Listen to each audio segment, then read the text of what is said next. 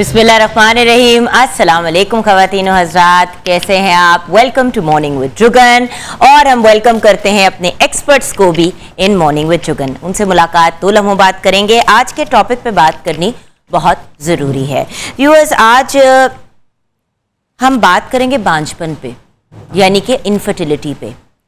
मसला ये है कि हर इंसान की ख्वाहिश होती है, ऑलमोस्ट हर इंसान की ख्वाहिश होती है कि वो साहिब औलाद हो, लेकिन साहिब औलाद होने के लिए आपका पूरा का पूरा जो सिस्टम है हेड टू टो प्रॉपर तरीके से फंक्शन करना ज़रूरी है।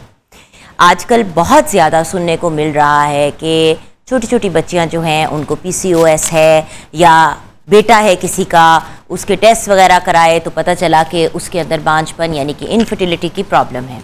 लेकिन इस प्रॉब्लम को एक बीमारी समझ के उसका इलाज करने के बजाय लोग जो हैं इस चीज़ को छुपाते हैं, और फिर आगे जाके शादी होती है, बच्चे की ख्वाहिश होती है, फिर प्रॉब्लम्स होनी शुरू हो जाती हैं।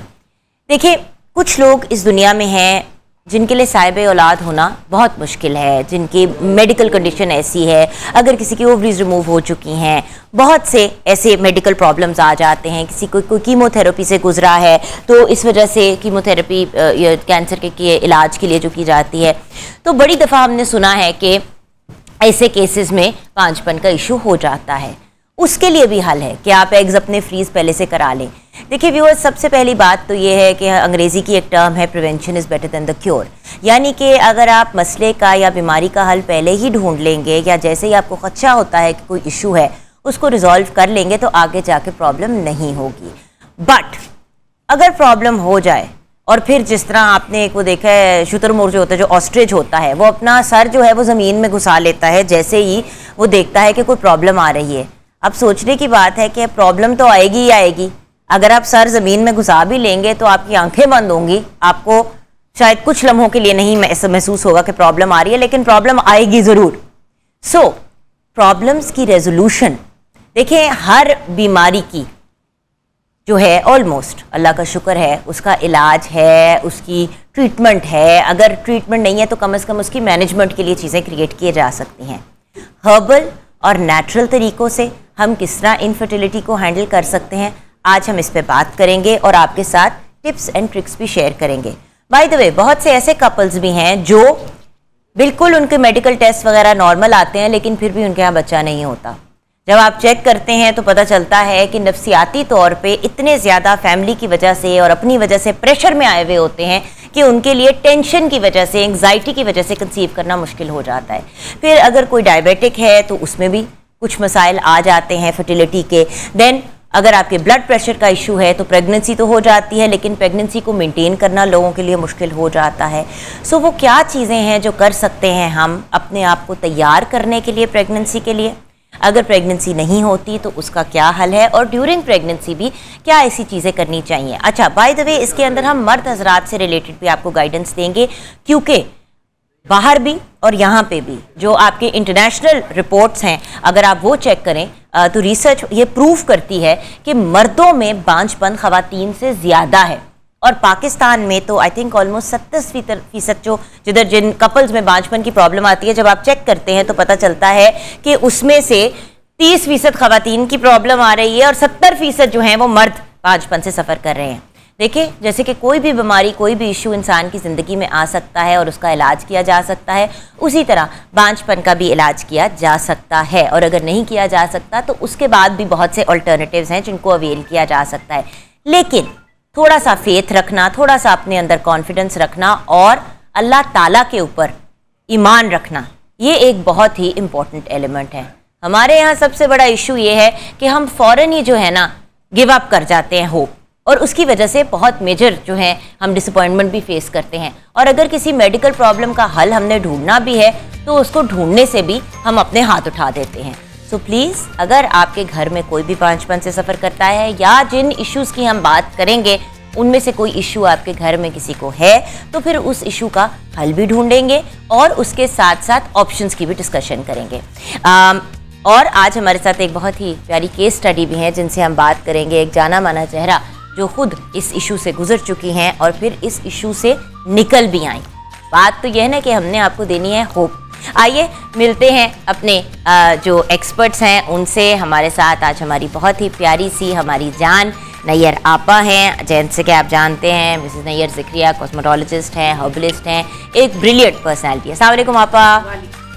एंड देन ऑफ कोर्स हमारे प्यारे डॉक्टर फैसल हमारे साथ है। अस्सलाम वालेकुम डॉक्टर साहब, क्या हाल है आपके? बिल्कुल। और डॉक्टर साहब आज तो मैंने आपसे पोलियो से रिलेटेड भी डिस्कशन करनी है, बल्कि सबके साथ बैठ के हम ये बात ज़रूर करेंगे, because as you know polio वाहिद ये एक ऐसी बीमारी है जो पाकिस्तान और अफगानिस्तान में अभी तक एग्जिस्ट करती है। तो इस पे आज हम डॉक्टर साहब से ये भी बात करेंगे। बट ऑफ कोर्स हमने बांझपन, बाय द वे पोलियो एक ऐसी प्रॉब्लम है कि पोलियो का वायरस जिन लोगों के सिस्टम में होता है, अगर उनको पोलियो एक्टिवेट हो जाए और वो पोलियो से सफ़र कर रहे हों तो उधर भी कभी कभी बांझपन का इशू आ जाता है। तो ये भी एक बात एक्नॉलेज करने वाली इंपॉर्टेंट है। एंड डॉक्टर मासूमा ज़हरा, आज आपने मैडम आपने काउंटर नहीं लगाया, आज आपने तो आज आपको हम बहुत मंजी बिछा दी बहुत सारी ऐसी चीज़ें बताएंगे जो कि स्ट्रेस रिलीवर हैं और जो बेसिक कॉज हो सकता है इनफर्टिलिटी का, स्ट्रेस, उसको हम कैसे कंट्रोल करें। बिल्कुल। और आज नूर by Jugan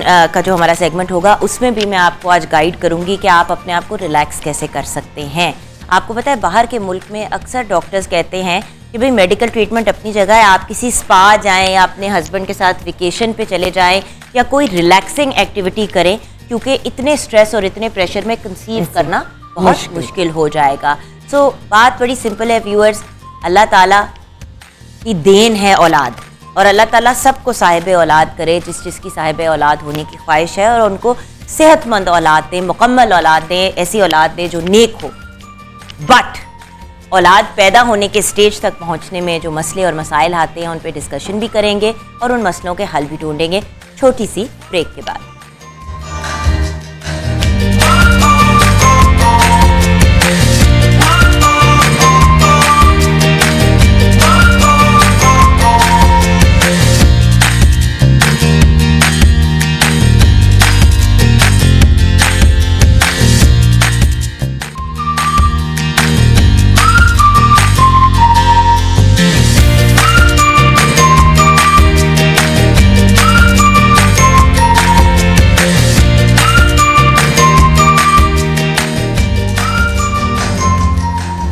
welcome back from the break viewers.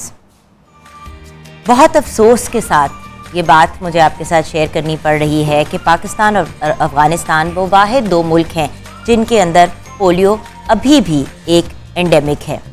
Number के जो ऑफ केसेस जो हैं वो 2021 में ज़रूर कम हुए हैं, लेकिन फिर भी 3 केसेस जो 2021 एंड 2022 में सामने आए, ये एक बहुत ही परेशान करने वाली बात है।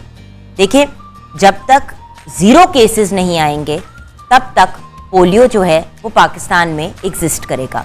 अब इसका मसला ये है कि देखें, हर बच्चा जो है वो वनरेबल हो जाता है, हर बंदा जो है वो फिर उससे एक्सपोज होता है, चाहे उसने पोलियो की वैक्सीन भी लगाई हो, लेकिन फिर भी वायरस से एक एक्सपोजर तो इंसान का होता है।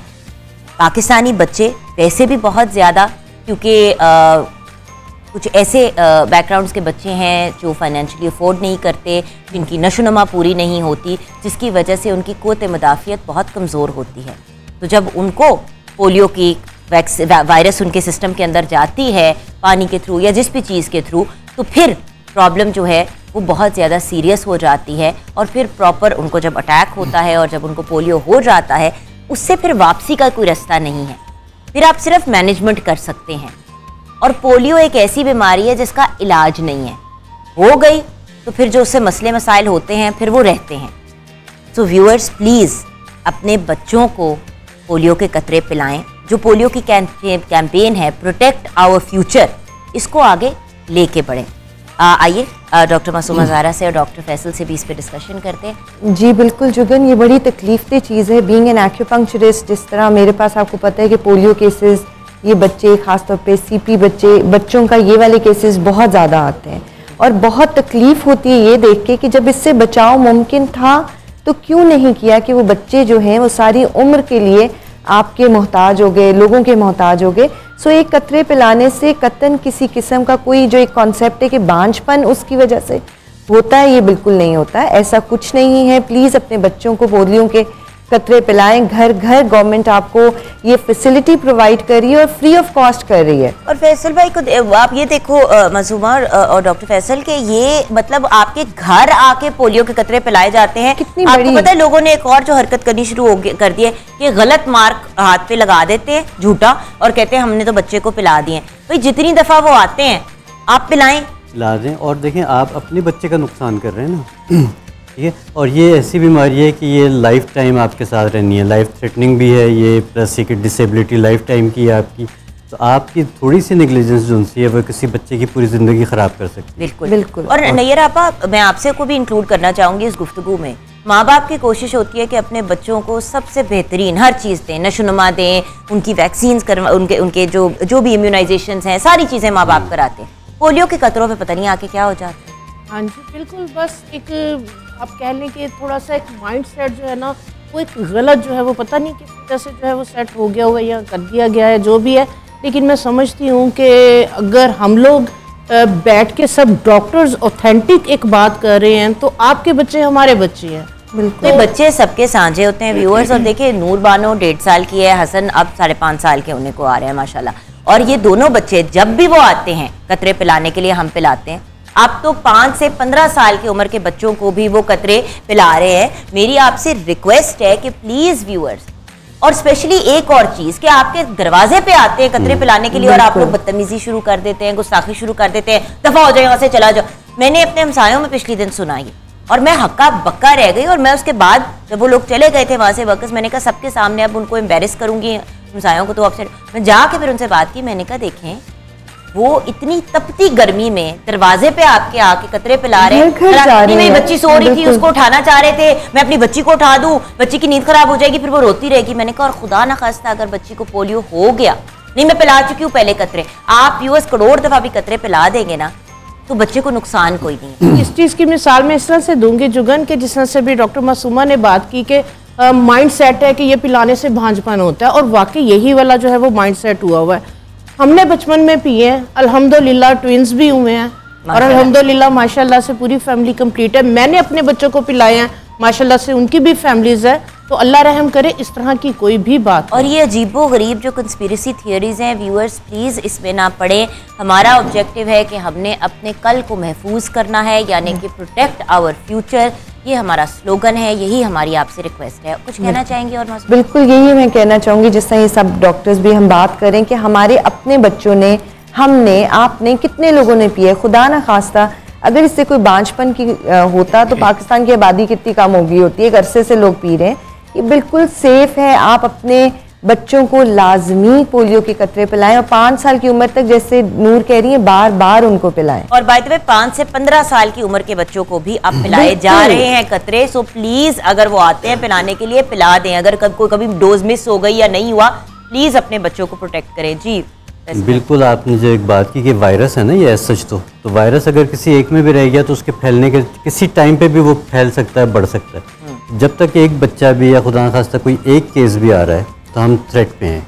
हमें और फैसल भाई थ्रेट के अलावा ये एक जानलेवा बीमारी है। बिल्कुल। वो तो लोग खुशकिस्मत है जो बच जाते हैं उससे, लेकिन फिर भी उनकी बॉडी में डिफॉर्मिटीज आ जाती है। असल में स्पाइनल कॉर्ड जो है आपकी वहाँ पे इफेक्ट करता है और फिर आपकी जो बॉडी मूवमेंट है वो ख़त्म हो जाती है, या पैरालाइज हो जाते हैं, या टांगें आपकी ख़राब हो जाती हैं। मतलब कहीं ना कोई डिसेबिलिटी जो उनसे वो आपको दे जाती है और उसके साथ ज़िंदगी गुजारना बहुत अज़ियतनाक होता है। सही।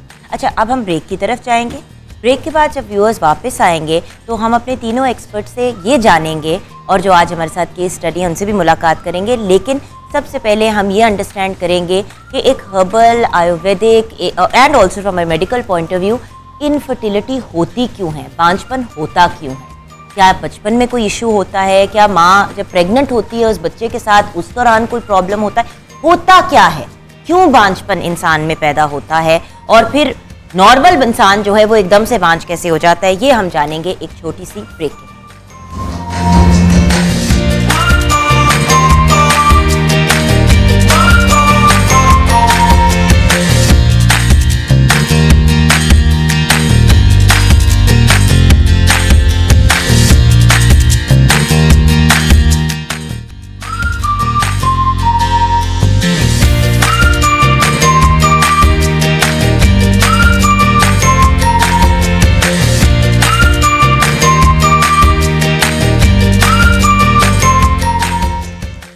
Welcome back viewers.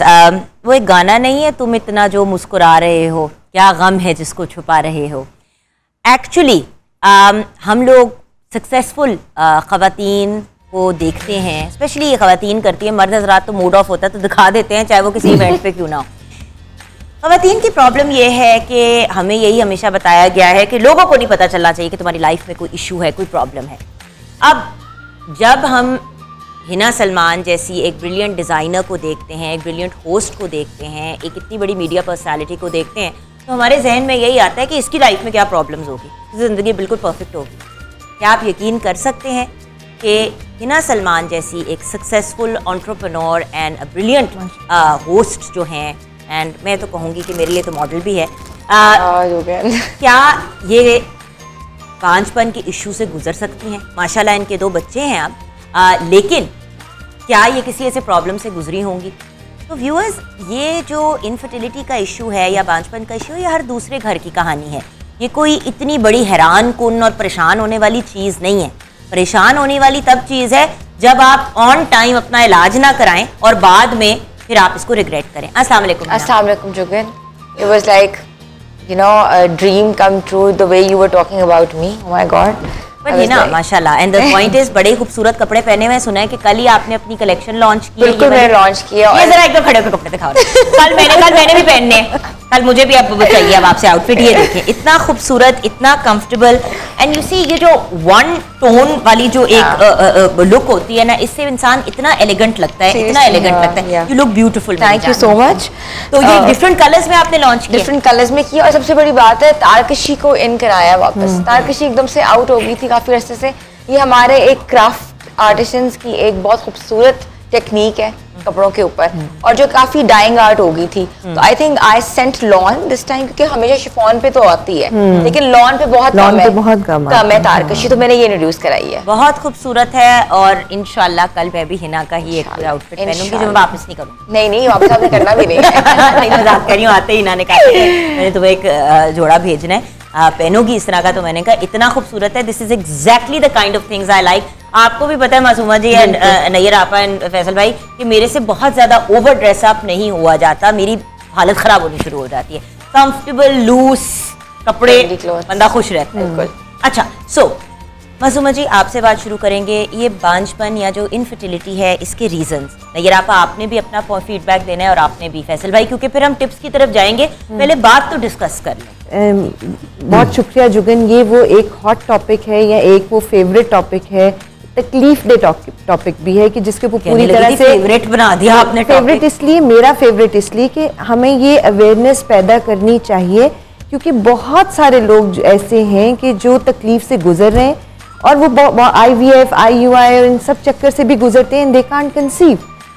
आयुर्वेदिक में और ट्रेडिशनल चाइनीज़ मेडिसिन में हमारे यहाँ मेरी फील्ड के अंदर कहा जाता है कि if your lungs and large intestine, couple organ जो है, अगर वो अच्छा डिटॉक्सिफाई नहीं कर रहा तो आपकी किडनी एंड ब्लैडर जो कपल ऑर्गन है उसको डिस्टर्ब करता है, जो कि आपके रिप्रोडक्टिव ऑर्गन को देख रही है। इसके पीछे एक प्रॉपर वैदिक साइंस है, एक ट्रेडिशनल चाइनीज़ मेडिसिन साइंस है जो ये कहती है कि अगर आपने किसी ज़मीन पे बीज बोना है तो पहले ज़मीन को उसके लिए तैयार करो। हम क्या करते हैं कि हम जैसे ही कोई प्रॉब्लम नज़र आया, अगर लेट्स सपोज आपकी ओवरीज अच्छा काम नहीं कर रहे, आपके स्पर्म्स अच्छा नहीं बन रहे, तो हम डायरेक्टली उसको हिट करते हैं इन कन्वेंशनल मेडिसिन। रिप्रोडक्टिव ऑब्वियसली आप उसको हार्मोनल थेरेपी दोगे या मेल को ट्रीट करोगे मेडिसिन से, लेकिन ट्रेडिशनल मेडिसिन में इसको कहा जाता है कि आप पहले उसकी सेहत को देखें। 99% मर्द हजरात जो मेरे पास आते हैं, जो कि अब पता है बीइंग एन एक्यूपंक्चरिस्ट मैं हमेशा लास्ट चॉइस हो सकती हूँ किसी की।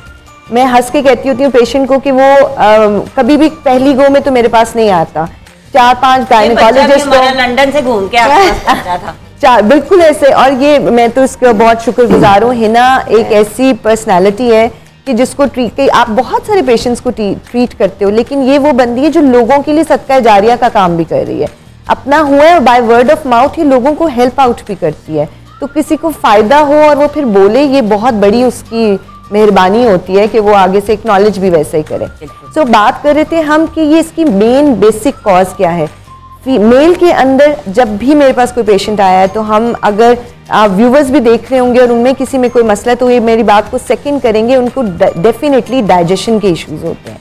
सो पहले डाइजेशन को बेहतर किया जाए, लिपिड प्रोफाइल, यूरिक एसिड को चेक किया जाए। मेल में हमेशा वो हाई होगा अगर वो इनफर्टिलिटी के लिए। ऐसे ही फीमेल में आपको पता है AMH अगर लो हो, अगर AMH लो है, प्रोजेस्टेरॉन नहीं है, तो आपको ओवरियन फेलियर की तरफ चले जाते हैं और उसका एलोपैथिक में कोई इलाज नहीं है। लेकिन अल्हम्दुलिल्लाह अल्लाह के फजल के साथ मैं कहती हूँ 25 साल से मैं जुगन ये काम कर रही हूँ, और अभी लास्ट वीक मेरी एक पेशेंट है, उसकी ओवरीज का साइज श्रिंक हो गया था, ओवरियन फेलियर, 5 साल से उसको पीरियड्स नहीं आए और 23 साल की बच्ची है।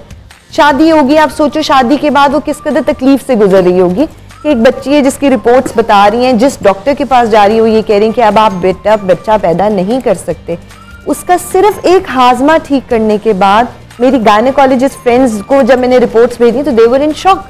एक हाजमा ठीक करने के साथ उसकी ओवरीज का साइज दोबारा से ठीक हुआ। अच्छा, मैं इसकी एक लॉजिक बता दूं व्यूअर्स, अगर आप एलोपैथिक पॉइंट ऑफ व्यू से भी इस बात को अंडरस्टैंड करना चाहते हैं, देखें पेट आपका वो बेसिकली आपका खजाना है। अगर आपकी पूरी बॉडी में कोई आपकी प्रॉपर्टी है जिसकी बड़ी वैल्यू और वर्थ है, ये डॉक्टर अजमत मजीद भी कहा करते हैं, तो वो आपका पेट है। ये आपका सबसे महंगा एसेट है और सबसे कीमती एसेट है। पेट में ही तो हर चीज अब्जॉर्ब होती है, जाके पेट में और आंतों में। अगर अमराज मैदे को बोला जाता है, उम्मुल अमराज, बीमारियों की माँ है मैदा, अगर आप उसको ठीक कर लो तो आप सब, जिनका आयरन नहीं अब्जॉर्ब होता। अब कल ये मुझे बात पता चली, मैं एक्चुअली रिसर्च कर रही थी कि इतने बड़े बड़े लोगों के साथ आप बैठना है जिन्होंने PhDयां की हुई हैं एक तरह से इन चीजों के ऊपर, मैं बेवकूफ ना लगूं सामने। तो मैं पढ़ रही थी कि डिफरेंट कॉजेज, आयरन लो होता है जिनका, फेरेटिन लो होता है। फेरेटिन लो एक ऐसी चीज है, क्योंकि मेरी बेटी नूर का भी फेरेटिन लो है, तो मैं बड़ी परेशान हो रही थी। तो मुझे एक डॉक्टर ने क्या बात कही, हीमेटोलॉजिस्ट ने, अब वो ब्लड के डॉक्टर है, उन्होंने क्या कहा, उन्होंने कहा बच्ची का एक दफा पेट जरूर साफ कर लो। वो जो कीड़ों की दवाई होती है वो हम देते हैं, ताकि एक दफा उसका पेट साफ कर लो। हो सकता है कि पेट में कीड़े हो जिसकी वजह से विटामिन सी नहीं अब्जॉर्ब हो रही, और अगर विटामिन सी नहीं अब्जॉर्ब होगी तो फिर आयरन भी अब्जॉर्ब नहीं होगी।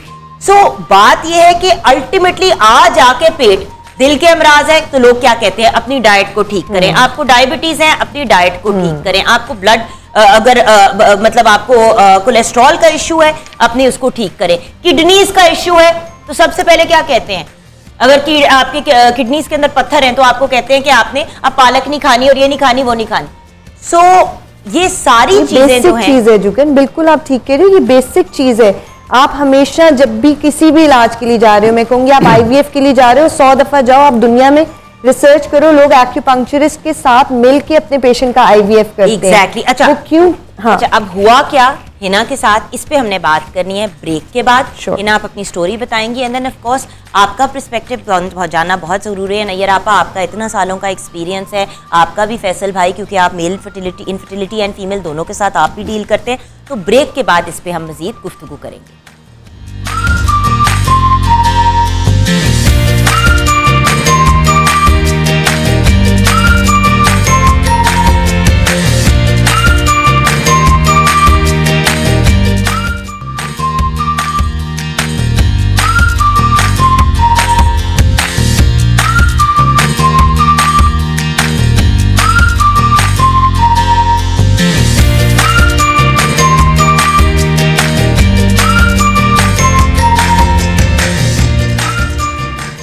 Welcome back from the break viewers. आखिर मर्दों में बांझपन क्यों होता है, इस सवाल को एड्रेस करेंगे फैसल भाई, क्योंकि अभी सोशल मीडिया पे बहुत से लोग पूछ रहे हैं कि अगर मर्द में इनफर्टिलिटी की प्रॉब्लम हो तो उसके क्या रीजंस होते हैं। जी, इसमें देखें, एक तो डॉक्टर साहब ने बताया कि जो आपका इंटरनल हेल्थ है उसकी बड़ी ज़रूरत है कि वो ठीक हो। उसके अलावा जो सबसे इम्पॉर्टेंट चीज़ें मेल में आती हैं वो ये आती है कि 2 तरह की इनफर्टिलिटीज़ होती हैं, एक आर्जी कहलाई जाती है और एक मुस्तकिल होती है।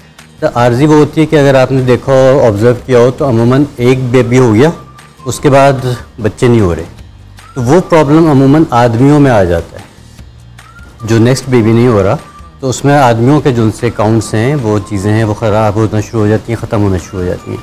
अब इसमें 2 मज़ीद आगे इसकी शाखें बन जाती हैं, एक एज़ोस्पर्मिया होता है, एक ओलिगोस्पर्मिया होता है। एज़ोस्पर्मिया वो होता है जिसमें आपके काउंट्स बिल्कुल ही नहीं है, स्पर्म काउंट्स। उसके फिर मज़ीद कंडीशंस आ जाती हैं कि किस वजह से काउंट्स नहीं आ रहे, क्या कोई प्रॉब्लम है आपके मेल हार्मोन्स में। और कभी कभी डॉक्टर साहब ये भी तो होता है ना कि आपको इनफर्टिलिटी का प्रॉब्लम आ जाता है यंग एज पे ही, बचपन में आपको कोई ऐसी बीमारी हुई, कोई ऐसी यही मैं आपको प्रॉब्लम बताने लगा था कि आपकी किसी भी वजह से, जैसे कनपेड़े होते हैं, मम्स जिनको हम कहते हैं, उसका इन्फेक्शन अगर बच्चों के मेल बेबी में टेस्टिकल्स तक चला जाता है तो फिर आप इनफर्टाइल हो जाते हैं। ठीक है, तो ये छोटी छोटी चीज़ें, जैसे अभी हम पोलियो की बात कर रहे थे कि कोई भी वायरस, कोई भी ऐसी चीज़ उसको ईजी मत लें, उसका ट्रीटमेंट करवाएं। और जो एजियोस्पर्मिया के पेशेंट्स होते हैं उनको कभी कभी ज़रूरत पड़ती है कोई हल्की फुल्की सी सर्जरी की भी, कि वो डक्ट होता है वहाँ पे उनकी ब्लॉकेज हो जाती है। ब्लॉकेज उसको कैसे क्लियर करना है, मेडिसिन से भी हो सकती है, कुछ कंडीशन में सर्जिकल साइट पे भी जाना पड़ता है।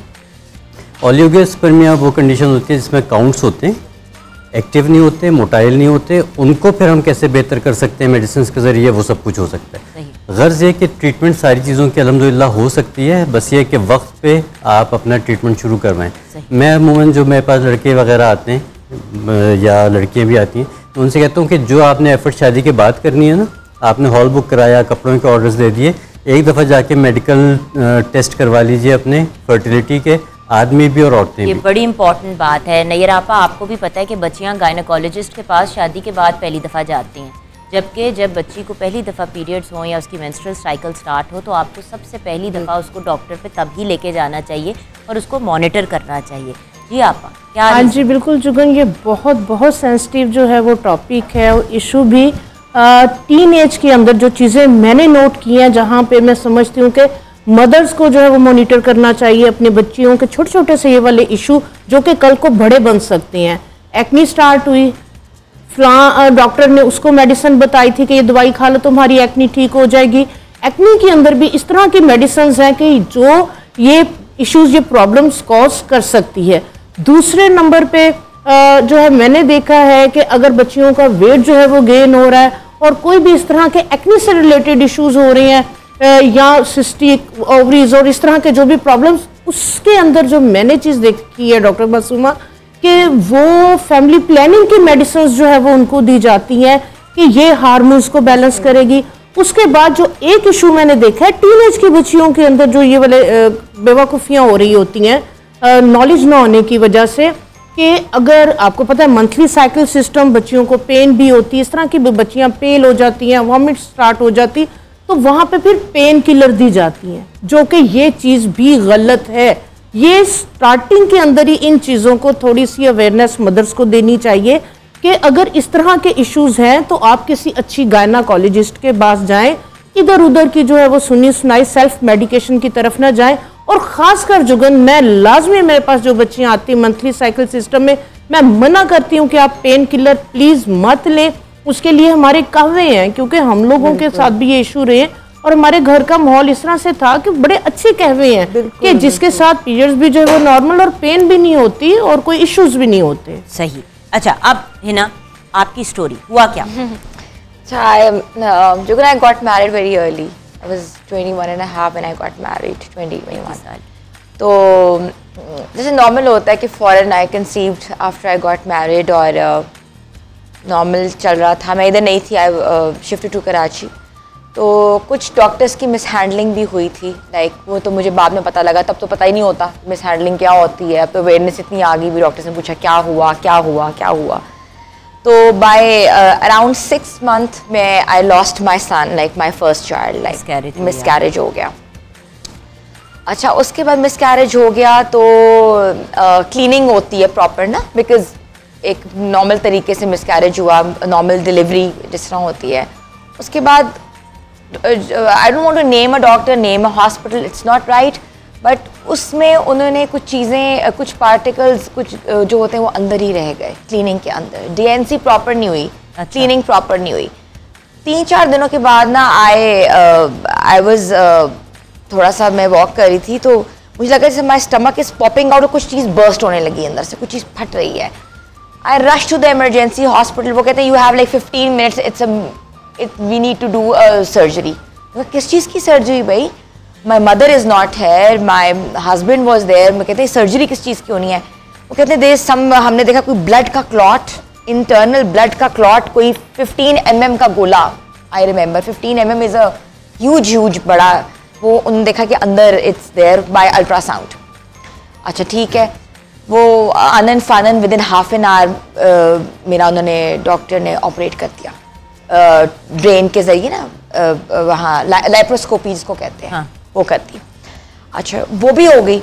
उसके बाद मैं घर आई, उसके बाद जुगन वूंड वॉज सोक नहीं हो रहा था, वूंड जो था वो बिल्कुल फ्रेश था और स्टिचेस उन्होंने लगाए हुए थे stitches.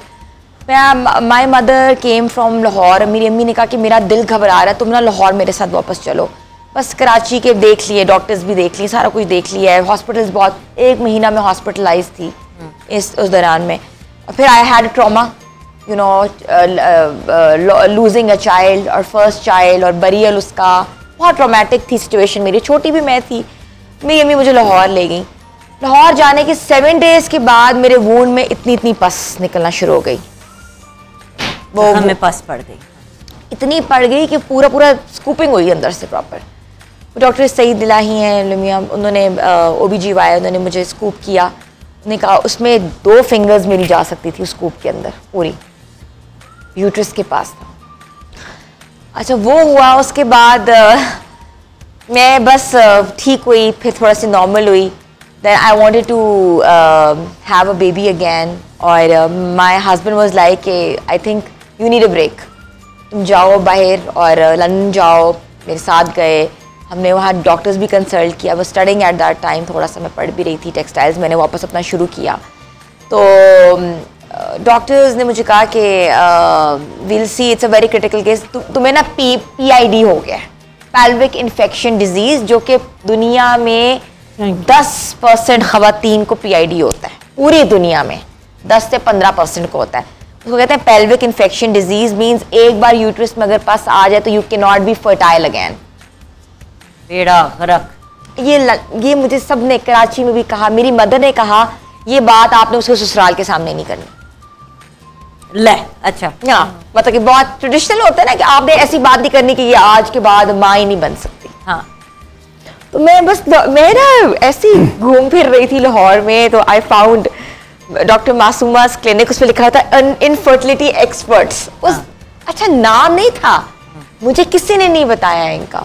I was going through, मैं जा रही थी रास्ते में, तो मैंने कहा इधर रुको। वो होता ना कि इनफर्टिलिटी एक दिमाग में आ गई थी, सबने कह के इनफर्टिलिटी है, इनफर्टाइल होगी तो अब तो माँ नहीं बन पाओगी। मैंने बड़ी बातें सुनी। अच्छा मैंने कहा चलो कोई बात नहीं, दिल में ना वो मैं कहा देखा जाएगा, अल्लाह भी तो ऊपर कोई चीज़ है ना, इंशाल्लाह देखा जाएगा। अच्छा तो मैंने रोक लिया, मैं डॉक्टर साहब मैं अंदर गई, मैंने कहा मुझे डॉक्टर साहब से मिलना है, काफ़ी रश था।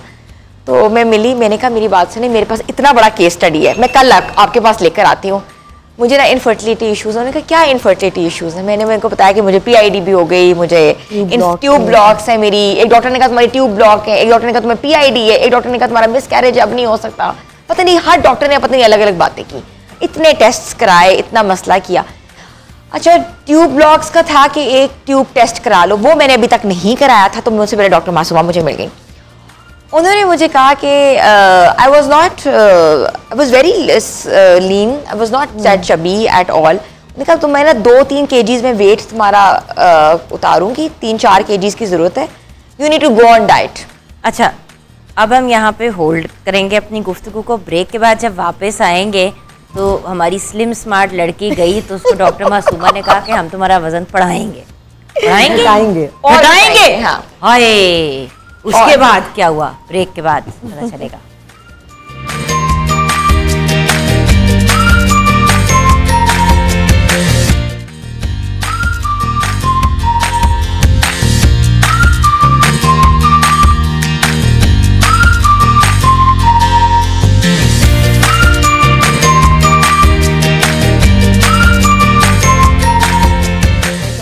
ब्रेक व्यूअर्स, बड़ी ही दुख भरी बातें हमने शेयर की हैं अभी और अपनी ख्वाहिशात का भी इजहार किया है हम पांचों ने बैठ के एक दूसरे के साथ। राइट आपा?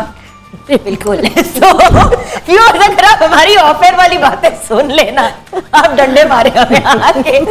मैं फजूल बातें करती रहती हूँ, सारे हैरान और परेशान होते रहते हैं कि दिमाग ठीक है तुम्हारा। लेकिन खैर किसी और दिन ऐसा शो करेंगे जिसमें सिर्फ वो बातें करेंगे जो ब्रेक में की जाती है। Okay, so then what happened? उन्होंने कहा वेट कम करना है। I reached out और उन्होंने मुझे कहा कि थोड़ा सा वेट कम करो, I'll give you a medicine, a herb. I put all the मेरे केस स्टडी को सारी दिखाई, उन्होंने सारी पढ़ी सारी केस स्टडी। उसके बाद उन्होंने कहा था कि तुम देखो कि क्या रिएक्ट होता है। तो 3 दिन के बाद I remember I came back to her and I was like I am bleeding like anything again. और there was not a normal bleeding, it was something that होता है ना, कुछ और ही था। Clots were coming out and stuff. और ये ऐसी बात है कि आपको बतानी चाहिए, it should not be a taboo. You know we all know कि we are women and we are working और व्हाटएवर, हमारे भी इश्यूज हो सकते हैं। और मतलब अगर ये मेंस्ट्रुअल साइकिल है तो ये फिर बच्चे कहाँ से होंगे? बच्चे और पता है क्या, लोग आज भी कहते हैं हाय लड़के के आगे ना बोलो। भाई क्यों ना बोलो भाई? अब मैं तो बोल देती हूँ, मैंने कहा I am having my days on, I can't work, I can't come, I talk because it should be talk, I talk, yes मैं कह देती हूँ ना, अनाउंस ना किया करो, मतलब हर में बता दिया करो अगर मूड ऑफ है ज्यादा तो नहीं पता बार बार क्या मसला है, क्या मसला है, मतलब कि यार आप ऐसी चीजें आपको बतानी चाहिए। मैं कहती हूँ अपने बच्चों को भी बताएं। अच्छा हाँ, बच्चों को बिल्कुल बताएं। अगर माएं बैठ के ये बातें एक्सप्लेन करें बेटियों को और बेटों को। व्यूअर्स देखें, लड़के फिर आगे जाके शादी होती है तो कंफ्यूज हो जाते हैं और कहते हैं ये क्या है। और अब हर चीज़ इंटरनेट पे अवेलेबल है, तो उससे बेहतर नहीं है कि आप अपने तरीके से प्रॉपर अल्फाज इस्तेमाल करके अपने बच्चों को गाइड करें। पॉइंट है ना का बिल्कुल ठीक है, लेकिन बात यह है कि हमें ना अब तो बाहर के ममालिक में जब आपके वो डेज होते हैं तो उन डेज की आपको लीव भी मिल जाती है। तो थोड़ा सा हमें लोगों का ख्याल और लिहाज भी करना चाहिए, एक ह्यूमन पॉइंट ऑफ व्यू से काम और बिजनेसेस चलाने चाहिए। अच्छा फिर इन्होंने, आप इनके पास आई, मैंने कहा डॉक्टर साहब ये क्या किया है, अभी तो मेरे इतनी ब्लीडिंग हो रही है, पता नहीं आपने कौन सी मुझे हर्ब दे दी है, ये तो मैं तो पागल हो गई। आई वाज लाइक तबीयत मेरी ऑफ थी, ऑब्वियसली इतना कुछ होने के बावजूद भी मैं कोई वो वीकनेस थी मुझे बहुत ज्यादा। अच्छा, she was very happy and she was very confined, she was very content, she was very satisfied. She said no, now things gonna work. You don't have to go for any of the laparoscopy. कोई तुम्हें tube test कराने की जरूरत नहीं है। 20 दिन के बाद आपने कंसीव कर लिया। उसके बाद ये हुआ कि इन्होंने मुझे एक छोटी सी मेडिसिन होती है क्लोमिड, वो भी आजकल बहुत दी जाती है। गायनेकोलॉजिस्ट को दी थी, मैंने कहा ओके खाएं, कोई बात नहीं, क्लोमिड दी उन्होंने, मेरे साथ उनका now you can plan means you can plan. तो क्या प्लान, वो अगली 20 दिन के बाद ही उसके लाइक 20 डेज के बाद I came with the report of positive, I am positive now. तो ये हुआ था। और प्रेगनेंसी पॉजिटिव रहना, कोविड पॉजिटिव ना होना और मंकी पॉक्स पॉजिटिव ना होना। आई थिंक मंकी पॉक्स जानलेवा बीमारी नहीं है और थोड़ा सा फ्रीक आउट करना छोड़ दें, जो सारे इतना तमाशा डाल रहे हैं और सोशल मीडिया पे हर चीज वायरल ना किया करे, उससे मुझे ख्याल आया। तो बस ये हुआ। उसके बाद ये कि फिर आई कंसीव्ड और फिर मैं इनके साथ रेगुलर, एक गायनेकोलॉजिस्ट तो मैंने एक्स्ट्रा रखी होती थी कि बस वो गायनी है, हर चीज मैंने क्या पूछा मुझे बताया। और ये नब्स पढ़ के बताते थे, ये इवन ने मुझे जेंडर भी बता दिया था। 2 months I was pregnant and I knew my gender. I swear, I am not kidding अलमिया, मतलब कि किसी लोगों के हाथों में बहुत शिफा होती है। कल कराची आ रही हैं, कराची वालों अगर टेंशन हो रही है तो इनके पास क्लिनिक पे आप आ सकते हैं। जुगन, ये बहुत खूबसूरत एक चीज़ है जो नब्ज शनासी, अल्लाह मियां ने नब्ज इतनी खूबसूरत बनाई है कि आप फर्स्ट 2 weeks ऑफ प्रेगनेंसी बता सकते हो कि मेल है या फीमेल है। एक दफ़ा इसी हिना की इतनी प्यारी बात है कि देखो, मैं ऑन बार बार कह रही हूँ कि मैं हसन की बारी प्रेग्नेंट थी ना, इन्होंने मुझे कहा कि लड़का है माशाल्लाह। अच्छा, मैं तो हवाइयाँ उड़ गई। मैंने कहा क्या मतलब है, मैंने तो लड़की की प्लानिंग की हुई है। अच्छा, फिर जब अल्ट्रासाउंड वगैरह हुआ और उन्होंने लड़का कहा, मैंने कहा ये मासूमा नहीं की है, ये मासूमा नहीं की है। एक्चुअली मुझे बड़ा शौक था बेटी का, अल्लाह का शुक्र, अल्लाह ने वो ख्वाहिश भी पूरी की और रब बेहतर जानता है कि हमारे लिए क्या राइट है। अच्छा, अब नैयर आपा से जरा सा जान लूं कुछ मजीद चीजें। नैयर आपा, हम क्या बनाने जा रहे हैं और क्या सिखाने जा रहे हैं? हाँ जी जुगन, आज कोई ख़ास उस तरह की ब्यूटी रेमेडीज़ नहीं है। आज का जो मेरा टॉपिक है, जो हमारा सारा आज का सेगमेंट का टॉपिक चल रहा है, उसका जो एक मेन हम अगर स्टार्टअप लें तो वो है रिलैक्सिंग। आप अपने आप को जितना रिलैक्स रखेंगे, जितना जो है वो काम के काम टाइम पे काम, रेस्ट के टाइम पे रेस्ट। हम लोग बेड पे लेट के रेस्ट भी कर रहे होते हैं और हमारा दिमाग, हमारी आंखें चल रही होती हैं, मोबाइल हमारे आगे ऑन होती हैं, तो वो फिर हमारा वो रेस्ट नहीं हो रहा होता उसके अंदर। तो ये सारे जो भी इश्यूज, प्रॉब्लम वगैरह जो आज हम डिस्कस कर रहे हैं, उसके लिए जो है वो आप अपने आप को किस तरह से रिलैक्स करें। कोशिश करें कि जो 8 घंटे की नींद है वो पूरी लें। ठीक है। और जब आप अपने बेड में चले गए, अपने बेडरूम में चले गए हैं, तो कोशिश करें कि यहाँ मोबाइल को साइलेंट पे कर दें, या मोबाइल को बेडरूम से बाहर रख दें। प्लीज अपने मोबाइल्स को अपने बेड साइड टेबल से हटा दें, इतनी उसके अंदर से रेज वगैरह निकलती हैं सारी। मैं भी सोती हूँ बेड साइड टेबल पे फोन रख के, लेकिन आई कांट टेल यू 2 दिन मेरे मियाँ ने ना मेरा फोन कॉन्फिस्केट कर दिया। हाँ जी, और 2 रातें मैं इतनी सुकून से सोती। हाँ जी बिल्कुल। अच्छा, उसके बाद जुगन ये मेरे रूम की चीजें हैं, ये आप देखें, ये फ्लावर जो है, नहीं ये जाफरान है और ये कम से कम 20 साल पुराना है और इसके अंदर कोई एक्स्ट्रा कोई भी एसेंशियल ऑयल वगैरह मैं ऐड नहीं करती हूँ। ये जाफरान की पंखड़ियां निकल चुकी हैं और ये फूल आज तक भी जो है वो अपना अरोमा दे रहे हैं। ये बहुत ज्यादा जो है वो रिलैक्सिंग है। उसके बाद जैसे नूर बाय जुगन के अंदर आपका लिवेंडर ऑयल है, पेपरमिंट ऑयल है, लेमन ऑयल है, रोजमेरी ऑयल है। नहीं आप ये वाले फूल खुशबू वगैरह अफोर्ड कर सकते एसेंशियल ऑयल, तो जुगन ये गुलाब के फूल जो है वो आम आपकी क्यारियों के अंदर लगे हुए होते हैं, रोजमेरी के लगे हुए होते हैं। ये देखिए मैंने ड्राई किए हैं, बिल्कुल फ्रेश है। तो इन्हें आप अपनी बेड की साइड के ऊपर रखें, यानी कि अपने रूम को जो है वो आप इतना रिलैक्सिंग करें कि आप जाते ही जो है ना वो आपका माइंड जो है वो रिलैक्स हो जाए, आपकी बॉडी जो है वो रिलैक्स हो जाए। आप एक प्रॉपर नींद लेंगे तो खुद ब खुद आपके जो भी हेल्थ के छोटे छोटे से इश्यूज हो रहे हैं उसको जो है वो ट्रीट करता है। उसके बाद जो है वो जुगन एक चीज और जो है वो बार बार हमारा ऑर्गेनिक वीक चल रहा है। अब ये देखें, ये प्योर जो है वो सिसमी ऑयल है। अगर हम मार्केट से आम जो है वो ऑयल लेते हैं वो एब्जॉर्ब नहीं करता, इसका एक ड्रॉप ही आप लगाएं। जुगन भाई काजिम के अंदर, नूर भाई जुगन में भी आप देखें कि आपने इसमें ऑयल्स वगैरह आपने कमाई किया हुआ मैंने। हाँ। इसकी ये क्वालिटी है कि एक ड्रॉप ही आप लगाएंगे ना, ये आपकी बॉडी के अंदर जज़ब हो जाएगा उसी टाइम। जबकि अगर आप कोई ऑयल और ऑयल लेते हैं वो बॉडी के अंदर एब्जॉर्ब नहीं होते। कहने का मतलब ये है कि आपने जो है वो प्योर सिसमी ऑयल, अगर आपके मसल्स में स्टिफनेस है, आपकी बॉडी के अंदर जो है वो बहुत ज्यादा पेन है, तो पेन किलर मेडिसिन आपको लेने की जरूरत नहीं है। आप जो है वो खालिस बादाम का तेल ले लें या तिलों का तेल ले लें या जैतून का तेल ले लें, लेकिन ये श्योरिटी होनी चाहिए कि वो खालिस है, प्योर है। हाँ। प्योर है। उसके अंदर जो है वो आप जो है वो ये मैंने एसेंशियल ऑयल्स है। हाँ जी, ये लिवेंडर का जो है वो आप इसमें डाल दें, एक ड्रॉप पेपरमिंट का एक ड्रॉप डाल दें। ये ऑयल आप डाल के, क्योंकि जाहिर सी बात है आप अपने सोने जा रहे हैं तो आप अपने फेस को वॉश करें, कोशिश करें कि आप बाथ ले लें। उसके बाद ये वाली ऑयल पूरी बॉडी के ऊपर जुगन मसाज करने की जरूरत ही नहीं है। आप क्या करें कि ये वाला ऑयल आप अपनी कनपट्टी के ऊपर, आप अपने कानों के पीछे, कानों के पीछे, और इस तरह से जो है वो जुगन टूल्स आम मिलते हैं, आप इन टूल्स को भी जो है वो रख सकते हैं। आप ऐसे ऐसे करके भी कर सकते हैं, आप इसको रोटेशन में भी कर सकते हैं। हाँ जी, ये देखिए कुटने के लिए नहीं, अच्छा, हाँ। ये मैं यूज करती हूँ जिस दिन मैं सारा दिन खड़े होकर। सबसे ज्यादा रिलैक्सिंग काम ये कि मियाँ अगर तंग कर रहा हो बिल्कुल नहीं करना ऐसा तो कुछ। आप अपनी पिंडलियों में बहुत ज्यादा स्टिफनेस हो जाती है, आप ऑयल लगा के इसके साथ आप खुद से अपनी पिंडलियों पे मसाज कर सकते हैं। यानी कि ये नहीं है कि आप ये कहें कि मुझे दबाए कौन, मेरे सर में दर्द हो रही, आप खुद से ये कर सकते हैं। उसके बाद ये देखिए जुगन, इस तरह के रिलैक्सिंग टूल्स बहुत सस्ते जो है, इलेक्ट्रॉनिक है, आप इन्हें जो है वो यूज कर सकते हैं ये ऑयल लगा के। और ये मैं यूज करती हूँ। आप कह रहे थे ना कि आप मैं यकीन करें मेरा इतना जो है वो शेड्यूल जो है वो टफ है। मेरी एक जॉब नहीं है, मेरी ढेरों जो है वो जॉब्स है, बिल्कुल ढेरों मेरे काम है। एक औरत का तो सबसे पहले आपको पता है कि घर का ही जो काम है वो बहुत ज्यादा, तो उसमें ये है कि शाम में ये चीजें मेरे बेड की साइड टेबल पे ये सारे मेरे टूल्स होती हैं। और अल्हम्दुलिल्लाह, हाँ जी मैं चला के दिखाती हूँ। और अल्हम्दुलिल्लाह जुगन मेरे बच्चे इस मामले में माशाल्लाह से बहुत ज्यादा कोऑपरेटिव हैं। हाँ जी देखिए ऑन हुआ। हाँ जी, आपा उसका जरा प्लग जो है वो इतना लंबा नहीं है हमारा। ये एकदम से जुगन जो है वो रिलैक्स कर देता है। ये देखें सुकून मिल गया।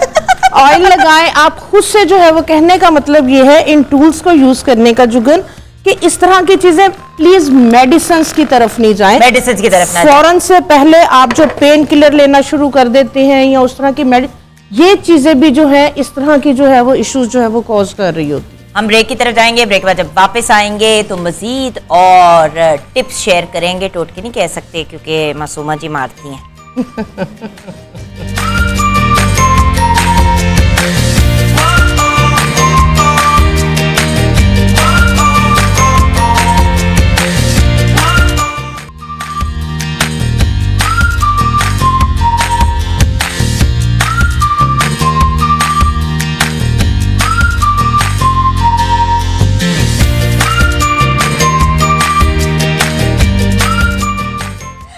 Welcome back from the break viewers. ये हम क्या कर रहे हैं मासूमा जी जुगन, देखो जैसे हम बहुत सारी कॉजेज़ की बात करें, एक कॉज स्ट्रेस भी है और वेद में कहा जाता है जब आप इनफर्टिलिटी को एड्रेस कर रहे हो तो फीमेल को रिलैक्स करना बहुत ज़रूरी है, मेल फीमेल बोथ। तो ये श्रुधारा ट्रीटमेंट कहलाती है आयुर्वेद में।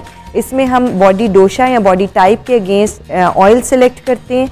1 घंटा एक धार से ऑयल को सर पे गिराया जाता है जिससे आपका अपर चक्रा खुलता है, रिलैक्स होता है और आपकी पूरी बॉडी इससे रिलैक्स होती है। ये आपके नर्वस सिस्टम को स्ट्रॉन्ग करता है। यही श्रुधारा हेडेक्स के लिए भी बहुत अच्छा है, साइनसाइटिस के लिए अच्छा मैंने है। नूर की पैदाइश के बाद आके इनसे करवाया था, मेरा पूरा सिस्टम उल्टा हुआ था और एक डॉक्टर ने मुझे कहा कि आपको स्टेरॉइड्स लेने पड़ेंगे अगले 3 हफ्ते के लिए ताकि आपके जो जॉइंट्स में पेन्स हो रही हैं आप वो करें।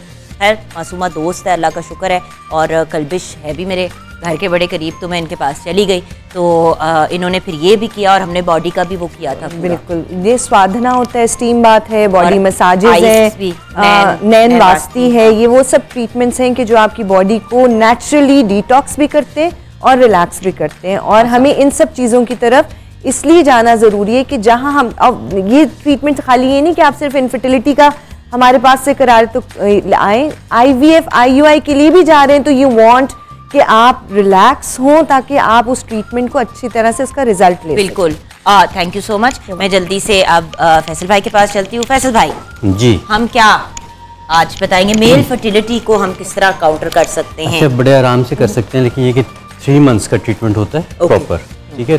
3 मंथ में अगर कोई इन्फेक्शन है उसकी वजह से पस आ रहे हैं और पस की वजह से अगर आपके स्पर्म्स जो उनसे वो डेड हो रहे हैं तो उसके लिए फिर हम पहले ये करवाते हैं कि पहले हम उनको ऐसी चीज़ें देते हैं, ऐसी दवाइयाँ देते हैं जिसकी वजह से उनके इन्फेक्शंस या वो बॉडी जो उनसी है वो साफ हो जाए हर तरह के प्रॉब्लम से। वही वाली बात जो शुरू में व्यूअर्स हो रही थी कि सबसे पहले आप अपने सारे सिस्टम को सीधा करें, उसके बाद जो स्पेसिफिक प्रॉब्लम है उसके ऊपर फोकस करें। जब तक आप घर की फाउंडेशन स्ट्रांग नहीं बनाएंगे वो खड़ा किस तरह रहेगा? बिल्कुल ऐसे।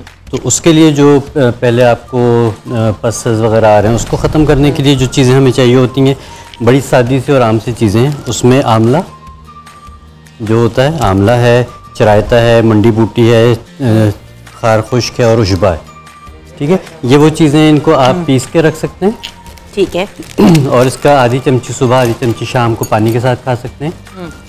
खाया ना जाए तो आप इन्हीं चीज़ों का कहवा बना के वो पी सकते हैं। ठीक है। तो पहले 15 दिन हम ये कोर्स करवाते हैं ताकि आपकी सारी चीज़ें ठीक हो जाएं। उसके बाद फिर प्रॉपर ट्रीटमेंट की तरफ आते हैं जिसकी वजह से फिर आपके स्पर्म काउंट्स भी बेहतर होते हैं, क्वालिटी भी अच्छी होती है, क्वांटिटी भी अच्छी होती है।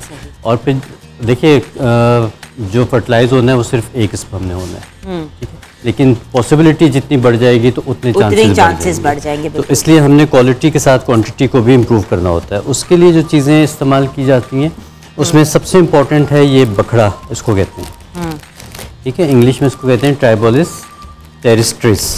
और ये एक ऐसी हर्ब है जिसको अब एलोपैथिक मेडिसिन में भी और फूड सप्लीमेंट्स में भी इसका इस्तेमाल किया जा रहा है। और ये मेल इनफर्टिलिटी, फीमेल इनफर्टिलिटी के लिए भी इवन ये काउंट होता है और इस्तेमाल किया जाता है। उसके अलावा एक पाउडर बना के रखा जा सकता है। ये मैं बता रहा हूँ जो एक जनरल सी चीज़ है, ठीक है। अगर किसी का खुदा न खास्ता कोई प्रॉब्लम है, देखिए वो तो फिर आपसे राब्ता करें, नैयर आपा से राब्ता करें, अपनी डॉक्टर मासूमा से राब्ता करें।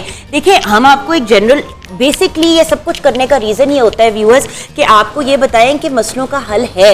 टोटल होप गिव अप करके डिप्रेशन में जाना और जिंदगी से नाराज हो जाने का रीजन, मतलब अल्लाह ताला ने शिफा इन्हीं चीज़ों में रखी। बिल्कुल ऐसे, चाहे वो एलोपैथिक हो। देखिए हम एलोपैथिक मेडिसिन को बुरा नहीं कहते, हम कहते हैं आपने एलोपैथिक ट्रीटमेंट, जैसा कि बार बार मासूमा जी भी कह रही हैं, आप भी कह रहे हैं, अपनी नैयर आपा भी कह रही है, हिना ने भी कहा कि उन्होंने भी अपने साथ गायनेकोलॉजिस्ट को रखा हुआ है साथ। बट बात यह है कि इन चीज़ों को भी करें भाई, मिलजुल के अगर ज़्यादा बेहतर हो जाती है चीज़ तो क्या ही बात है। बिल्कुल ऐसे ही। और कुछ चीज़ों का हल आपको मिलता ही सिर्फ आयुर्वेदिक मिल जाता है, मतलब बड़ी आसानी से मिल जाता है। इनके लिए सैल्यूट के इन्होंने आके यहाँ पे अपना प्रॉब्लम बताया और उसको एड्रेस किया।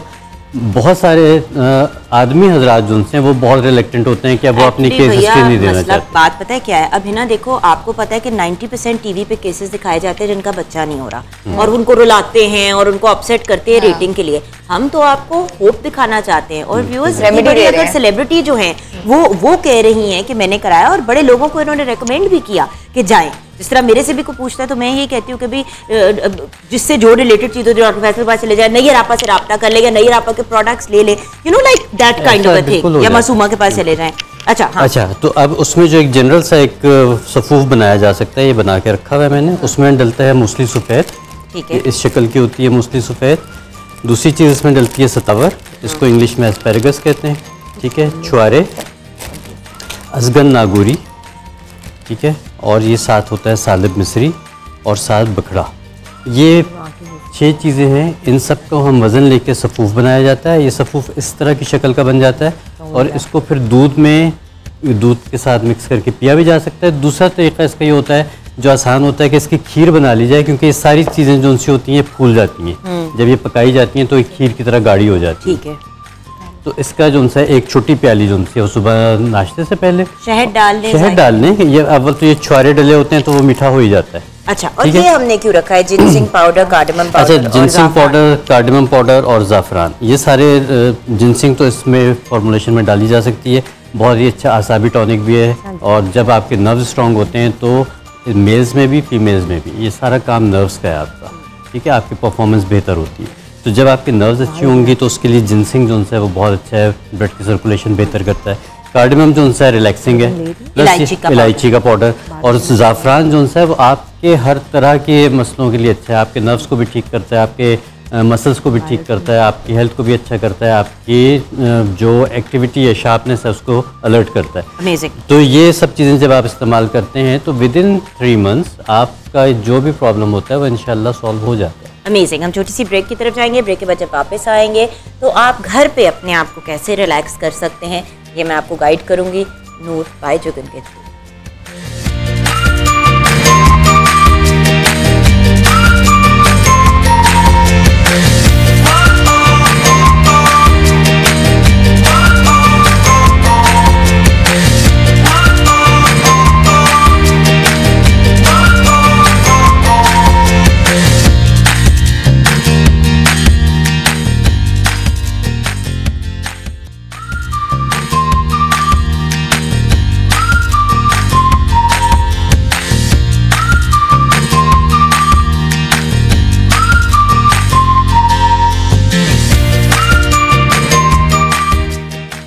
जी हाँ, आज मैं आपके साथ शेयर करूंगी बॉडी केयर की टिप्स। हम ये बात बड़ी दफ़ा करते हैं आपस में बैठ के भी, और जनरली भी हमारी ये डिस्कशन जारी रहती है कि हमें अपना भी ख्याल रखना चाहिए। ये जो बॉडी केयर टिप्स हैं ये सिर्फ ख़वातीन के लिए नहीं, ये मर्द हज़रात, ट्रांसजेंडर, इवन बच्चे 2 साल से बड़ी उम्र के आप उनके ऊपर यूटिलाइज़ कर सकते हैं, क्योंकि हमारा जिस्म का हर हिस्सा जो है उसके ऊपर स्किन है। देखें, हेड टू टो हमारे स्किन है, सर के ऊपर भी जो स्किन है हम उसको स्कैल्प कहते हैं, तो उसका ख्याल रखना बहुत ज़रूरी है। तो वेरियस डिफरेंट टिप्स आपके साथ शेयर करती हूँ आज, बॉडी से रिलेटेड आपको गाइडेंस दूंगी। एक बात, नूर बाय जुगन में अवेलेबल हैं बहुत से सेल्फ रिलैक्सेशन की चीज़ें, जैसे कि हमने जो बॉडी वॉशेस भी क्रिएट किए वो भी इस तरह के क्रिएट किए जिनकी रिलैक्सिंग स्मेल है। रोज़ हो गया, लैवेंडर हो गया, हमारा सिट्रस स्मेल है, ये सब रिलैक्सिंग खुशबुएं हैं। फिर जब हम बात करते हैं हमारे टोनर्स की भी, वेरियस डिफरेंट टोनर्स हैं। फिर हमारे जो लोशंस हैं, अब जो लोग नहीं, जिनके पास घर पे चीज़ें बनाने का टाइम, वो इनको यूज़ कर सकते हैं। हमारे अब देखें ना, लैवेंडर मैंने स्पेशली इसीलिए क्रिएट किया था क्योंकि लैवेंडर के थ्रू इंसान बहुत ज़्यादा रिलैक्स हो जाता है। ऑल्सो रोज़ की भी बड़ी रिलैक्सिंग स्मेल है। देन वी हैव नूर का ग्लो, जिनकी स्किन टोन अनइवन है उनके लिए, and then vanilla body lotion. इसी तरह मैंने स्पेशली क्रिएट किए आप लोगों के लिए डिफरेंट जो है वो अरोमा थेरेपी के लिए हमारे इसेंशियल ऑयल्स। इसमें again lavender is one of my favourites, we've got citronella, we've got eucalyptus. Eucalyptus जिनको ब्रीदिंग के स्मेल, जिनको सांस नहीं प्रॉपर्ली आता, उनके लिए। Then there is lemon grass, so many different kinds of oils मैंने इसेंशियल ऑयल्स भी तैयार किए। फिर मैंने 3 स्पेसिफिक ऑयल्स तैयार किए, ब्रीद ईजी हो गया, स्लीप एड हो गया और रिलैक्सेशन हो गया, इसी पर्पस के लिए कि हमारे यहाँ लोग रिलैक्स नहीं करते। ये जो मेरे ऑयल्स हैं, एसेंशियल ऑयल्स, इसको आप डिफ्यूज़र में भी लगा सकते हैं या फिर आप अपने पिलो के ऊपर भी इसको एक ड्रॉप लगा सकते हैं। अब आ जाते हैं बॉडी मसाज ऑयल की तरफ। सबसे पहले आपने, अब ये मैं क्वांटिटी आपको बता रही हूँ लेकिन मैं इसमें कंबाइन करूँगी वरना तो वो फिर बहुत ज़्यादा बन जाएगा। 1/2 कप आपने जोजोबा ऑयल डालना है, ठीक है, नूर बाय जुगन का। फिर आपने हाफ कप उसमें लैवेंडर ऑयल डालना है, ठीक है। तो लैवेंडर मैंने डाल दिया है। अब मैं इसमें नूर का जोजोबा ऑयल डाल रही हूँ। ये एक बड़ा ही रिलैक्सिंग मसाज ऑयल बन जाता है उन लोगों के लिए जो स्पेशली बहुत ज़्यादा एग्जॉस्टेड रहते हैं। अच्छा, इसमें फिर मैंने फ्रैंकिनसेंस ऑयल के जो इसेंशियल ऑयल है उसके 5 ड्रॉप्स डालने हैं, ठीक है। इसमें हमने 5 ड्रॉप्स डाल दिए। उसके बाद 5 ड्रॉप्स हमने टी ट्री ऑयल के डालने हैं और 3 ड्रॉप्स जो हैं वो पेपरमेंट ऑयल के मैंने डालने हैं, ठीक है। इसको आपने कंबाइन कर लेना है और अगर आपकी स्किन टोन अनइवन है तो आप इसमें 2-3 ड्रॉप्स लेमन के, जो नॉर्मल नींबू है उसके आपने लिटरली 2 ड्रॉप्स डालें, बहुत ज़्यादा मत डालिएगा, ठीक है। ये आपने डाल लिया। इसको थोड़ा सा वार्म करके ना आप अपनी पूरी बॉडी के ऊपर मसाज करें, पैरों को, बॉडी को। इसमें इतनी रिलैक्सिंग इसकी स्मेल है कि मतलब आपकी नर्व्स अगर उड़ी हुई हैं, अगर आपके शोल्डर्स में पेन है, लेग्स पे है, देखिए घर में जो बड़े भी होते हैं उनको भी कभी कभी कहते हैं कि मालिश कर दो, हाथ पाँव की कर दो, तो ये एक बहुत ही अमेजिंग कॉम्बिनेशन है, रिलैक्सिंग। अच्छा, बॉडी स्क्रब अब मैं आपको बताना सिखाऊंगी। सो बॉडी स्क्रब की जब हम बात करते हैं तो ब्राउन शुगर आपने बेसिकली जो है वो डाले 4 टेबल स्पून, ठीक है। इसके अंदर फिर आपने 1 टेबल स्पून जो है वो शहद का डालना है, क्योंकि मैं हाफ बना रही हूँ तो वो मैं डाल दूंगी, ठीक है। फिर आप इसके अंदर डालेंगे 3 table spoon Noor by Jugan के रोज़ ऑयल के। हनी जो है वो मैंने चिल्तन का यूज़ किया है, honey land by Chiltan pure. And इसके अंदर so to make it relaxing मैंने मोतिया के जो हैं 3 ड्रॉप्स डालने हैं नूर बाय जुगन के एसेंशियल ऑयल के, ठीक है। और इसके अंदर 2 ड्रॉप्स डालूंगी मैं लेमन एसेंशियल ऑयल के।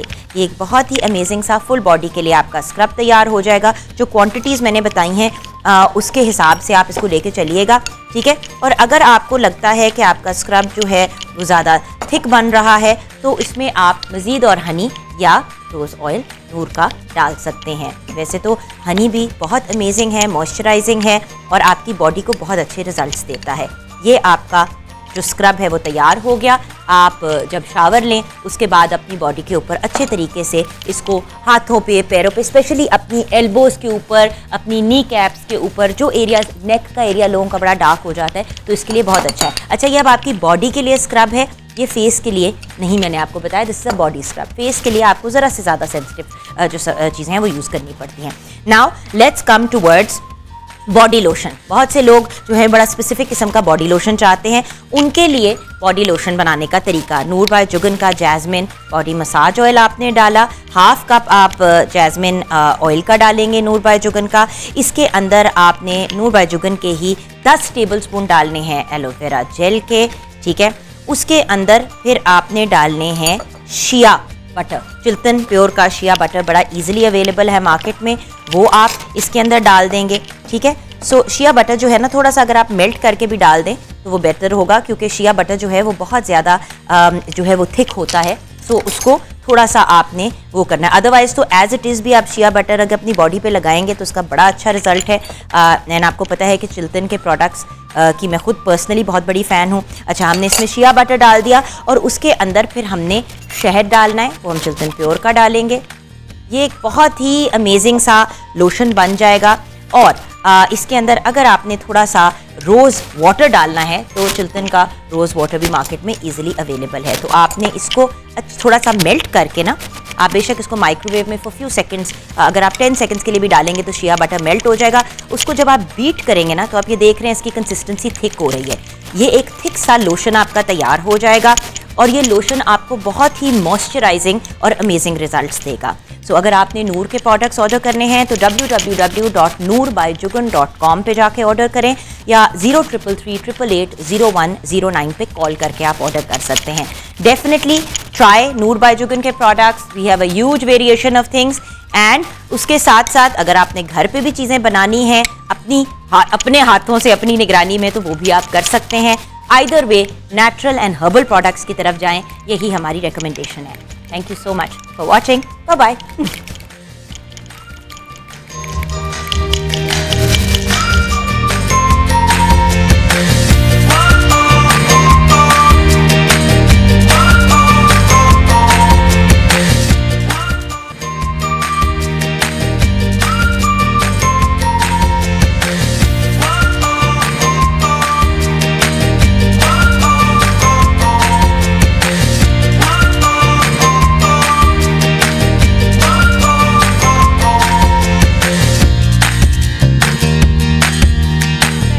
रॉयल कॉर्नर में, जहां पे हम आपको सबसे पहले बताएंगे royal smart lifestyle AC DC inverter series के बारे में। Royal smart lifestyle AC DC inverter fan series में ज़बरदस्त डिज़ाइन और रंगों के ऑप्शन आप दस्तयाब हैं, जो आपके रूम के किसी भी रूम के डेकोर को कॉम्प्लीमेंट करेंगे। बहुत ही अमेजिंग और ब्यूटीफुल डिज़ाइंस है, ज़रूर हम रेकमेंड करेंगे कि आप चेकआउट करें। और उसके साथ साथ रॉयल का रूम कूलर, पाकिस्तान की सबसे जदीद फैंस बनाने वाली कंपनी यानी कि रॉयल फैंस अब लेके आया है पाकिस्तान का पहला रूम कूलर, जहां पे एयर फ्रेशनर का ऑप्शन भी अवेलेबल है। जी हाँ, ये ठंडी हवा के साथ साथ आपको खुशबू भी देगा। और रॉयल रूम कूलर एक बार फिल होने के बाद 15 घंटे तक की कूलिंग भी देता है और इसमें 80 लीटर तक पानी फिलिंग की कैपेसिटी है। इसमें आइस बॉक्स, आइस पैक और एयर फिल्टरिंग की भी सहूलत दस्तयाब है। सो रॉयल का रूम कूलर डेफिनेटली चेकआउट कीजिए। हम लोगों ने तो जहाँ जहाँ अपने रॉयल के रूम कूलर रखे हैं वहाँ पे हमें AC चलाने की ज़रूरत नहीं पड़ती। और आजकल की कड़कती गर्मी में कराची में, लाहौर में, इस्लामाबाद में, पूरे पाकिस्तान में ये एक बेहतरीन और बहुत अफोर्डेबल ऑप्शन है। और रॉयल की वॉशिंग मशीन, रॉयल की वॉशिंग मशीन में बहुत से अमेजिंग ऑप्शंस हैं, जैसे कि सिंक लिड का ऑप्शन है, जेट स्ट्रीम है, 3-वे वाटरफॉल सिस्टम है, लार्ज पल्सेटर है, एनर्जी सेवर यानी कि बिजली का कम इस्तेमाल, उसके साथ साथ डबल प्लास्टिक बॉडी जो इसको शॉक प्रूफ भी बनाता है और इसको जंग से भी महफूज रखता है। और इसके साथ रॉयल की 6+1 ईयर्स की वारंटी है, which is awesome. And smart clean technology यानी कि पानी और डिटर्जेंट उतना ही इस्तेमाल होता है जितना ज़रूरी होता है, and a very durable motor. तो www.royalfans.com पे जाएं और ऑर्डर करें रॉयल के अमेजिंग से प्रोडक्ट्स। और अब अपनी गुफ्तगू को कंक्लूड करते हुए सबसे पहले तो हिना, आप क्या कहना चाहेंगी हमारे व्यूअर्स को? आज बहुत एक अच्छा इशू हमने डिस्कस किया है और आई थिंक ये टैबू नहीं होना चाहिए, लोगों को आपस में डिस्कस करना चाहिए। जैसे मैंने डिस्कस किया, पता नहीं बहुत से ऐसे लोग होंगे इर्द गिर्द जो कि ये बता नहीं सकते क्योंकि आपको ऐसा एज नहीं है, ऐसे प्लेटफॉर्म्स नहीं है जहाँ आप ये चीज़ें बता सको। लेकिन हमारी जो ख़वातीन हैं जो हमारी घरों बैठी हुई हैं, तो उनके लिए एक ये बेहतरीन ज़रिया है ताकि हमने अगर उनके कोई प्रॉब्लम्स हैं तो यहाँ लोग बैठे हुए हैं वो चीज़ों क्योर करने के लिए। आप क्या कहेंगी मासूमा जी? इस चीज़ से घबराएं ना कि अगर आपको किसी डॉक्टर ने कह दिया है कि अब आप नहीं कंसीव कर सकते, अल्लाह ताला ने हर चीज़ का इलाज रखा है। किसी एक फील्ड में नहीं होगा तो दूसरी में। नाउमीदी जो है वो गुनाह है, नाउमीद ना हो और अपने आप का इलाज कराने के लिए परेशान भी नहीं होना चाहिए, बिल्कुल नाउमीद नहीं होना चाहिए। जी फैसल भाई, डिस्कस कर ली। एक चीज़ रह गई जो थी डाइट, कि जितने भी लोग हैं उनको मैं कहता हूँ कि खुदा के लिए हैवी डाइट की तरफ मत जाएं। मैंने देखा जिनको कोई कमज़ोरी होती है, डॉक्टर साहब सेकंड करेंगी, वो फौरी तौर पे मुरगन ग़िज़ाओं की तरफ चले जाते हैं, हैवी खाने की तरफ चले जाते हैं। तो हल्की फुल्की ग़िज़ा खाएं, जितनी आपकी ग़िज़ा हल्की होगी उतना आपका ट्रीटमेंट बेहतर अंदाज में हो सकेगा। तो मर्द हज़रात ख़ास तौर से गाजर, चुकंदर, मेथी, इन चीज़ों का अगर इस्तेमाल रखें तो उसके ट्रीटमेंट गाजर और चुकंदर की सब्जी बना ले मेथी के साथ, मेथी के साथ, और वो खाएं तो बहुत फ़ायदेमंद हो जाए। जी आप? हाँ जी, अच्छा बच्चियों में मैं ये ज़रूर बात करना चाहूँगी। आपके लिए मैंने 2-3 मिनट रखे थे एंड में ताकि आप आराम से हाँ जी, डॉक्टर फैसल ने बहुत अच्छी बात की। मोस्टली जब बच्चियाँ कोई भी अपने प्रॉब्लम्स जो है वो शेयर कर रही होती हैं कि हेयर फॉल हो रहा है और स्किन पे जो है वो बहुत ज़्यादा ड्राइनेस आ रही है, नज़र वीक हो रही है, बाल पूरे मुंह पे आ जाते हैं, वेट कम हो रहा है या ज़्यादा हो रहे हैं, हेयर ग्रोथ जो है वो फेस पे, फेशियल हेयर, अनवांटेड हेयर जो है वो बहुत ज़्यादा फुल बॉडी पे बढ़ रहे होते हैं। तो एक जब हम बात करते हैं ना कि अपनी डाइट, नहीं जी हमारे घर तो रोज़ गोश्त भी पकता है, मुर्गियाँ भी, हमारा तो खाना माशाल्लाह से बड़ा अच्छा है।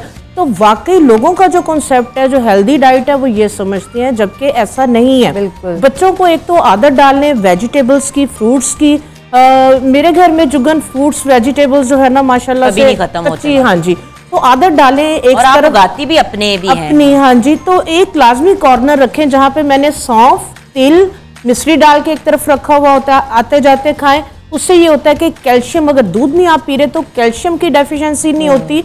नंबर 1 एक मैंने जो है वो सनफ्लावर और पम्पकिन सीड, ये मेरे घर नहीं मुकते। बच्चे जो है ना वो कानों को मम्मा बस कर दे। मैं कहा बच्चों आपको पता नहीं है ये कितनी जरूरी चीजें हैं, बच्चियों के लिए तो ये बहुत अच्छा है। उसके बाद जो सीजनल फ्रूट्स हैं जुगन, वो और पंजीरी, आपको पता है जैसे सर्दियां शुरू हो जाती मेरे घर से पंजीरी खत्म नहीं होती, ठीक है। और दूसरे नंबर पे एक चीज मैं बहुत जो मेन, डॉक्टर मासूमा भी इस चीज से एग्री करेंगी, थायराइड टेस्ट। जब बिल्कुल गंजियां हो जाती हैं या वेट बढ़ जाता है या सूख जाती हैं, तो जाके कोई 3-4 साल के बाद पता चलता है कि हो प्रॉब्लम तो कुछ और थी, कर हम कुछ और रहे थे। तो मेरे पास अगर कोई बच्चियाँ आती, कोई क्लाइंट आता है कि बहुत हेयर फॉल हो रहा है और ये इशू, मैं फ़ौरन से पहले कहती हूँ जाएं पहले अपने जो है वो सारे टेस्ट करवाएं। आपका इंटरनल सिस्टम, आपकी कोई डेफिशिएंसी हो रही, कोई इशू, कोई प्रॉब्लम, पहले उसको ट्रीट करो, देन आप टोटकों की तरफ जाओ। मेरे पास ना मुझे कल किसी ने आके कहा कि ये इश्यूज आ रहे हैं। मैंने कहा देखिए मैं उस तरह से क्वालिफाइड डॉक्टर तो नहीं हूँ, लेकिन मुझे इतना ज़रूर पता है कि अगर आप में आयरन की या फेरेटिन की कमी है, अगर आपकी विटामिन डी का कोई इशू आ रहा है, B12 का इशू आ रहा है और थायराइड को इशू आ रहा है, तो ये 4-5 ऐसे एरियाज़ हैं जहाँ पे इशू सीरियस हो सकता है। सो प्लीज़ अपने टेस्ट प्रॉपर करवाएं और डॉक्टर से रुजू करके करवाएं। उसके साथ साथ जो हमारे हर्बलिस्ट हैं, जिस तरह सारे ही जो हैं, डॉक्टर फैसल भी हो गए, नैयर आपा हो गई और डॉक्टर मासूमा हो गई, ये बाकायदा आपसे टेस्ट करवा के चेक भी करवाते हैं कि क्या इशू है और उसके हिसाब से ही आपको बताया जाता है। और हर्बल ट्रीटमेंट्स का सबसे बड़ा बेनिफिट यह है कि उनका कोई नुकसान नहीं। खैर व्यूअर्स, अपना ख्याल रखिएगा। आई होप कि आज का टॉपिक हमारा आपके लिए यूज़फुल रहा और आप लोगों को मोटिवेट किया कि अगर घर में कोई इस तरह का इशू आ रहा है तो आप उसकी रेजोल्यूशन की तरफ भी जाएं। अल्लाह ताला हर किसी को साहिब औलाद करे, जो ख्वाहिशमंद है औलाद का, उनको मुकम्मल औलाद दे और उनको और उनकी औलाद को लंबी सेहत वाली, खुशियों वाली ज़िंदगी दे। आमीन। खुदा हाफ़िज़।